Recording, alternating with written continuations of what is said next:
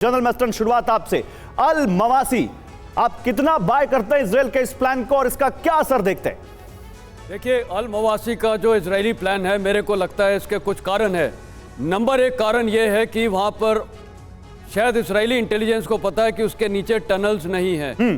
दूसरा, वो जगह है जहां पर किसी को भी जाना, वो चाहते हैं कि जितने वहाँ सिविलियन लोग हैं, पैलेस्टीन लोग हैं, 22 लाख लोग हैं, खैर 22 लाख तो वहाँ जाएंगे नहीं, उनको वहाँ जमा करके और उनको बताना ये सुरक्षित है। इसका मतलब वहाँ पर कोई टारगेटेड बॉम्बिंग नहीं होगी। ये बहुत उनका क्लियर मुद्दा है और स्ट्रैटेजिक ऑब्जेक्टिव उनका भी क्लियर है, हमास को डिस्ट्रॉय करना। लेकिन इसमें सिर्फ एक ही प्रॉब्लम है कि इन्हीं टेररिस्ट के बीच में, ये इन्हीं जनता के बीच में, ये शिनवार या मोहम्मद दाइफ है, जितने भी हैं, ये सब आके वहाँ घुल मिल जाएंगे। उनको आइडेंटिफाई करना ये एक प्रॉब्लम हो जाएगी। तो स्ट्रैटेजी बहुत क्लियर है और ये लॉन्ग टर्म एम के लिए नहीं है। ये सिर्फ जब तक मिलिट्री ऑपरेशन चलेगा तब तक है। जब मिलिट्री ऑपरेशन कंप्लीट हो जाएगा, हमास का डिस्ट्रक्शन होगा, ये तमाम जनता पूरे गाजा में नहीं। लेकिन अभी जनरल द्विवेदी, अभी जो लोग साउथ से नॉर्थ जाना चाहते हैं उनको इजराइल ने रोक दिया कि आप नॉर्थ नहीं जाएंगे। अब साउथ से उनको वो अल मवासी, अल्ट्रा साउथ भेज रहा है। तो केवल वहां पर हमास का खात्मा ही एक मिशन है या इसके पीछे और भी कोई रणनीति आपको इजराइल की नजर आती है?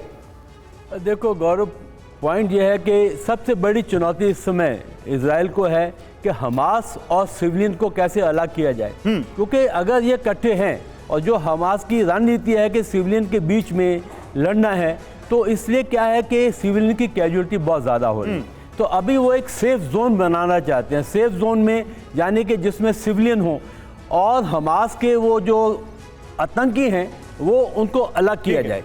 दूसरी बात, रणनीति ये है कि देखो, जब आपने हमास को डिस्ट्रॉय करना है, ये इनकी मिशन है। ठीक है। कि 3 मिशन है, हमास को डिस्ट्रॉय करना, गाजा को डीमिलिटराइज करना और बंदियों को छुड़ाना। ठीक है। हमास को अब तभी डिस्ट्रॉय कर सकते हैं जब उनको सिविलियन से अलग थलग करेंगे। लेकिन वो हो कहां रहा है? अभी आप देखिए कर्नल शैलेंद्र, अभी जो 14,000 लोग मारे गए हैं गाजा में, उनके बारे में कोई बाइफर्केशन है ही नहीं हमारे पास, दुनिया के पास नहीं है कि उसमें हमास के लड़ाके कितने हैं या फिर सिविलियंस कितने हैं। इजराइल जो कहता है उस पर हमास, गाजा के लोग या दुनिया बहुत ज्यादा भरोसा करती नहीं है। तो कैसे पता चलेगा कि इसमें कौन हमास का लड़ाका है और कौन गाजा का है? और अल मवासी में भी अगर हमास के लड़ाके नहीं जाएंगे, इसकी क्या गारंटी है? जहाँ तक अल मवासी का सवाल है, मुझे लगता है कि इजराइल की एक बड़ी अच्छी स्ट्रैटेजी है, क्योंकि उसे मालूम है, उसकी इंटेलिजेंस बताती है कि खान यूनुस अपने आप में बहुत इम्पॉर्टेंट है।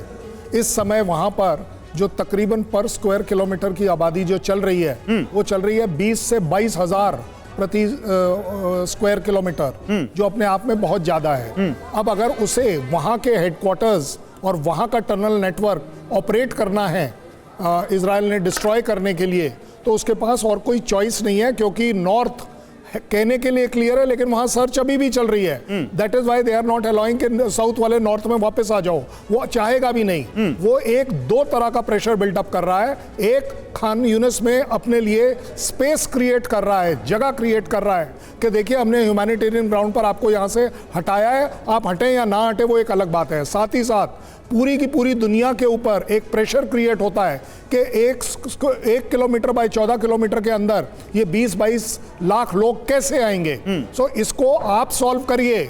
आप या तो इजिप्ट से जगह दीजिए या जो मर्जी आए करिए, लेकिन हमें खान यूनिस चाहिए ऑपरेट करने के लिए, बिल्कुल मैन्यूवर करने के लिए। बिल्कुल। और देखिए, जब हम ये बात कर रहे हैं कर्नल शैलेंद्र, तो ये सामने जो टाइमर चल रहा है, ये है गाजा की भविष्य का सबसे बड़ा सवाल। 14 घंटे 47 मिनट 4 3 2 1 सेकंड बाद गाजा का क्या होगा?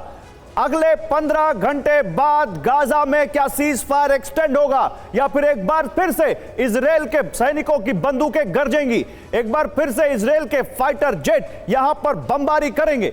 गाजा का क्या होगा 14 घंटे 46 मिनट 43 सेकंड बाद? यह इस वक्त का सबसे बड़ा सवाल है और इसी सवाल पर हम आगे बात करेंगे। लेकिन पहले एक तस्वीर आ रही है गाजा युद्ध से, वो देखिए। इजरायली बंधकों की रिहाई करती अल कस्साम ब्रिगेड। यह है आपके सामने तस्वीर। इजरायली बंधकों की रिहाई का आज आखिरी दिन है और यह अल कस्साम ब्रिगेड जो उनको इजराइल से बंधक बनाकर लेकर गई थी, वो कैसे अब उनकी रिहाई कर रही है, उसकी तस्वीरें हैं।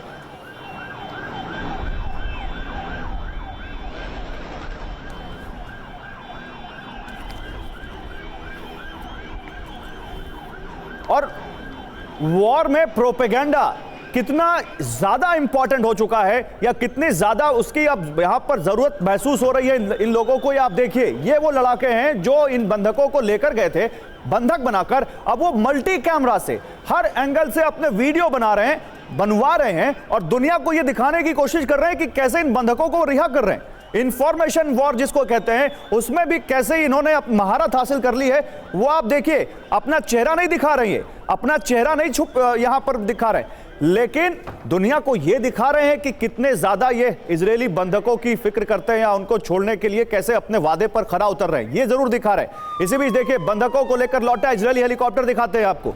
यह है वो इजरायली हेलीकॉप्टर जो बंधकों को लेकर लौटा है और इसी तरह हेलीकॉप्टर से बंधकों को ला रही है नेतन्याहू सरकार और फिर उनको अस्पताल ले जाया जा रहा है, उनका इलाज किया जा रहा है।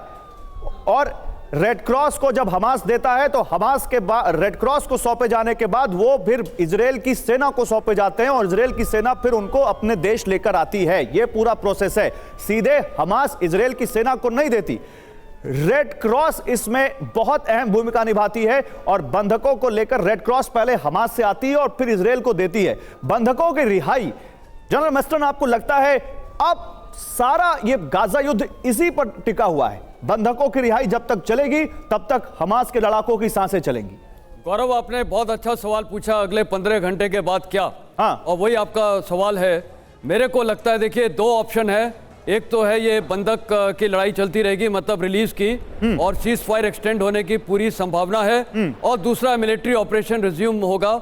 अब इसमें ज़्यादा लाइक्लीहुड ये है कि ये बंधकों की रिलीज का सिलसिला जारी रहेगा। मेरे को लगता है सीज फायर एक्सटेंड होगी और इसके कारण है, देखिए, पहली बात, हमास चाहता है, उसने क्लियर कट स्टेटमेंट दिया कि हम और बंधक रिलीज करना चाहते हैं। इजराइल के भी हित में है क्योंकि अभी जो लोकल उनका पब्लिक प्रेशर है वो उनके ऊपर काफी है, और एक प्रायोरिटी भी है नेतन्याहू की कि बंधक को रिलीज कराना है। उसके बाद उनके पास समय है, फ्री फॉर ऑल जिसको बोलते हैं, जब ये सारे बंधक रिलीज हो जाएंगे अपना हमला रिज्यूम कर सकते हैं।